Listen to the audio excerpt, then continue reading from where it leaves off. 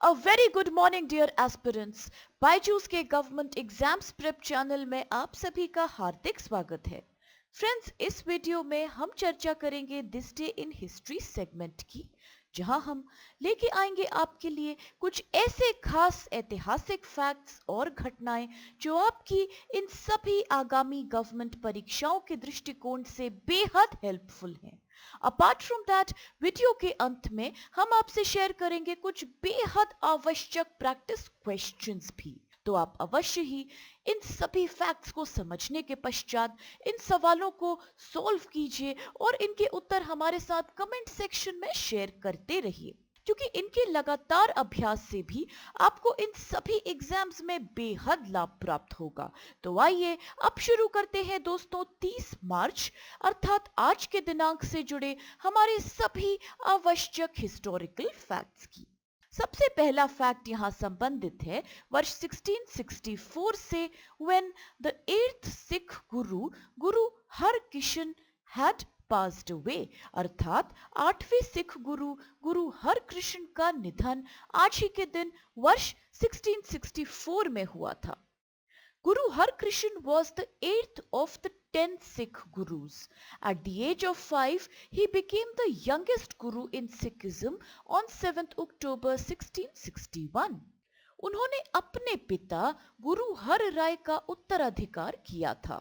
Sometimes he is also known as the बाल गुरु और child गुरु, और अक्सर इनको सिख लिटरेचर में हरि कृष्ण साहब के नाम से भी संबोधित किया जाता है।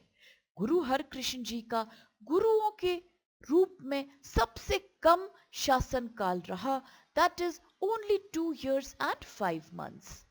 उनको वर्ष 1664 में चेचक की बीमारी हो गई और अपने 8वें जन्मदिन तक पहुंचने से पहले ही उनकी दुखद मृत्यु हो गई थी।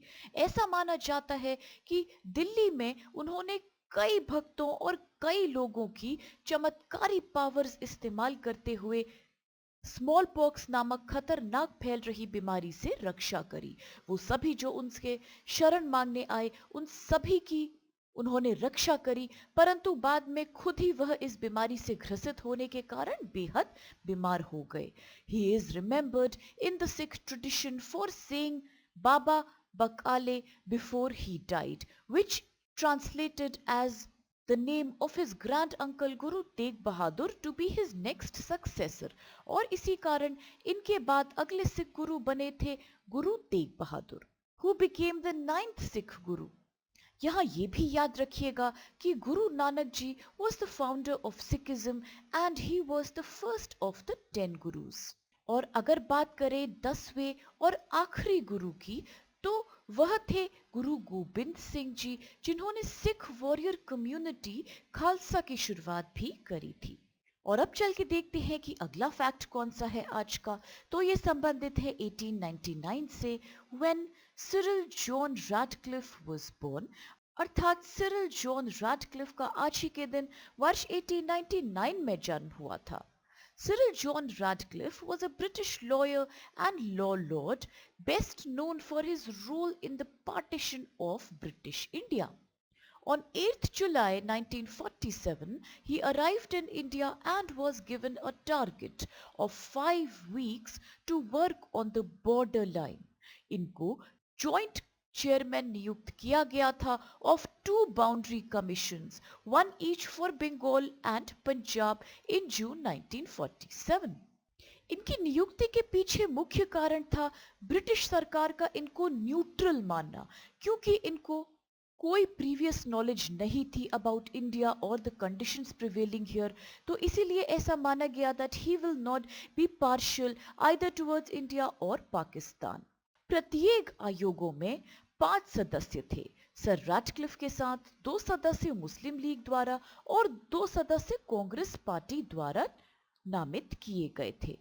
न केवल आबादी बल्कि सीमा आयोगों को रोडवेज और रेलवे लाइनें, बिजली व्यवस्था, सिंचाई योजनाओं और व्यक्तिगत भूमि भत्तों का भी ध्यान रखना था।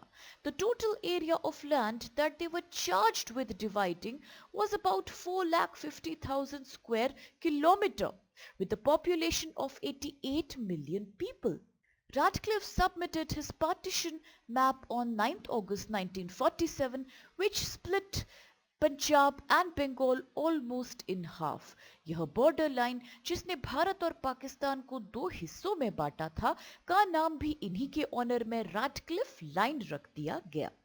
The new boundaries were formally announced on 17th August 1947 और रैडक्लिफ के प्रयासों के परिणाम स्वरूप लगभग 14 मिलियन लोगों और तकरीबन प्रत्येक पक्ष से 7 मिलियन लोगों ने खुद को डिस्प्लेस्ड पाया। The resulting chaos is something that is history और आजादी के बाद हुई हिंसा में भी दुखद रूप से कई लोगों की मृत्यु हुई, परंतु उनके इस मेजर कंट्रीब्यूशन और डिफिकल्ट टास्क के लिए ही was made a knight Grand Cross of the Order of British Empire in 1948। तो अब इसके साथ चल के देखते हैं अगला फैक्ट कौन सा है आज, जो कि संबंधित है 1992 से, व्हेन सत्यजीत रे officially received the Oscar award for life time achievement, अर्थात सत्यजीत रे को आधिकारिक रूप से जीवन भर की उपलब्धियों के लिए ऑस्कर पुरस्कार से सम्मानित किया गया था। सत्यजीत रे एक भारतीय फिल्म निर्देशक, पटकथा लेखक, फिल्म निर्माता, गीतकार, पत्रिका संपादक और संगीतकार थे। उनका जन्म वेस्ट बंगाल की राजधानी कलकत्ता में हुआ था।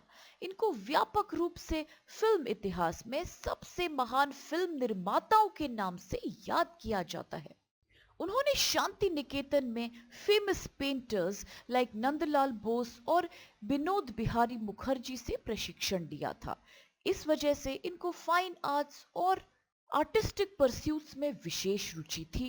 उन्होंने अपने करियर की शुरुआत एक कमर्शियल आर्टिस्ट के रूप में करी थी, लेकिन बाद में he was drawn into independent film making after meeting French film maker Jean Renoir and viewing Vittorio De Sica's Italian neorealistic film Bicycle Thieves during his visit to London. He directed 36 films including feature films, documentaries and short compositions. Along with Chidananda Dasgupta and others, Satyajit Ray also founded the Calcutta Film Society in 1947. They screened many foreign films, many of which Satyajit Ray himself watched and seriously analyzed. He is most well known for his famous works such as the Apu trilogy, The Music Room, The Big City and Charulata. In 1978 इनको Oxford university द्वारा honorary degree से भी सम्मानित किया गया था। In fact इनकी पहली फिल्म पाथेर पंचाली ने 11 इंटरनेशनल प्राइजेस जीते थे, including the inaugural best human document award at the 1956 Cannes film festival. कई पुरस्कारों से इन्हें सम्मानित भी किया गया, जैसे कि वेनिस फिल्म फेस्टिवल का सर्वोच्च पुरस्कार द गोल्डन लायन, इसके अलावा बर्लिन फिल्म फेस्टिवल का हाईएस्ट अवार्ड गोल्डन बेयर, और भारत सरकार द्वारा भी इन्हें सम्मानित किया गया था through Dada Saheb Phalke award in 1985 and the government of India also awarded him with the Padma Bhushan in 1965 only to award him with highest Indian civilian honour the prestigious Bharat Ratna shortly before his death. और अब चल के देखते हैं फिर कि कौन सा अगला फैक्ट आज हमारे सामने है, और ये संबंधित है 2016 से, जबकि the good Samaritan law was passed, अर्थात the good Samaritan law pass किया गया था। On 30th March 2016, the Supreme Court of India converted the Good Samaritan guidelines into a law using its special powers under Article 141. अध्ययनों के अनुसार भारत में हर साल लगभग 1.5 लाख लोग सड़क दुर्घटना में मारे जाते हैं। The Law Commission of India says that अगर इन victims को समय पे एक proper देखभाल और ट्रीटमेंट दिया जाए तो इनमें से लगभग 50% मामलों में लोगों की जान बचाई जा सकती है. In the year 2012, an NGO called the Save Life Foundation filed a PIL अर्थात Public Interest Litigation in the Supreme Court, pleading the court to have safeguards for good Samaritans who helped the people who are victims of accidents and road injuries. NGO ने इस मुद्दे के बारे में जागरूकता फैलाने के लिए एक देशव्यापी अभियान भी चलाया था. In December the same year, the Supreme Court formed a committee to investigate the matter. In January 2014, the committee submitted its report, which suggested sweeping judicial reforms to protect the good Samaritans. The highest court of the land then converted this policy into law, affecting all states and union territories under the Article 141 of the Indian Constitution. नई नीति के अनुसार the hospital to which the accident victims are brought by the Good Samaritans should not detain these people who are helping the victims. The first responder who calls up and informs the police about the accident is not obliged to reveal his or her personal details. साक्षी बनने का विकल्प भी यहाँ मददगार good Samaritan के हाथों में ही छोड़ दिया गया है. ये भी जानना आवश्यक है यहाँ दोस्तों, Karnataka became the first Indian state to pass the Good Samaritan law in the form of Karnataka Good Samaritan and Medical Professional Protection and Regulation During Emergency Situation Act. तो अब चल के देखते हैं कौन से क्वेश्चंस आज हमारे सामने हैं. And the very first question is which Sikh Guru is also known as बाल गुरु, अर्थात किस सिख गुरु को बाल गुरु के नाम से भी जाना जाता है. ऑप्शंस हैं गुरु हरकृष्ण, बी गुरु नानक, सी गुरु गोबिंद सिंह या फिर Guru Tegh Bahadur. Next question is who was the founder of Sikhism, अर्थात सिख धर्म के संस्थापक कौन थे. ऑप्शंस हैं ए गुरु गोविंद सिंह जी, बी गुरु नानक, सी गुरु हरकृष्ण या फिर D Guru Angad. And the next question says, which is the boundary demarcation line between India and Pakistan known as, अर्थात भारत और पाकिस्तान के बीच सीमांकन रेखा को क्या कहा जाता है.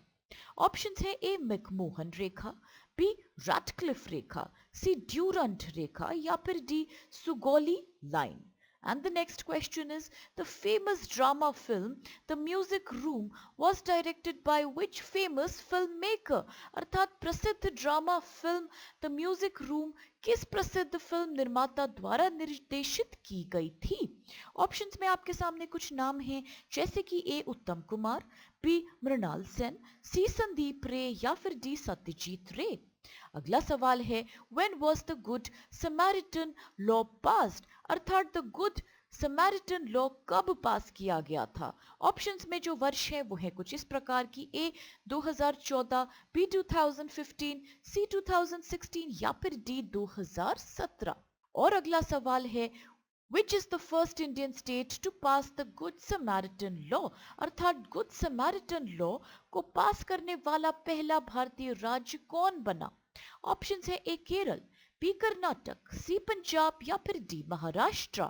अब इन सभी इंटरेस्टिंग क्वेश्चंस और कुछ बेहद लाभदायक फैक्ट्स के साथ आज के इस सेशन को हम यही समाप्त करते हैं, इस आशा के साथ कि आप सभी को इससे बेहद लाभ प्राप्त हुआ होगा. फ्रेंड्स, अगर आपको वीडियो पसंद आए तो प्लीज आप लोग चैनल को लाइक, शेयर और सब्सक्राइब जरूर करते रहिए और हमारे सभी क्वेश्चंस के आंसर्स आप हमारे साथ कमेंट सेक्शन में शेयर करिए. With this, have a great day, stay safe and thank you so much to all of you.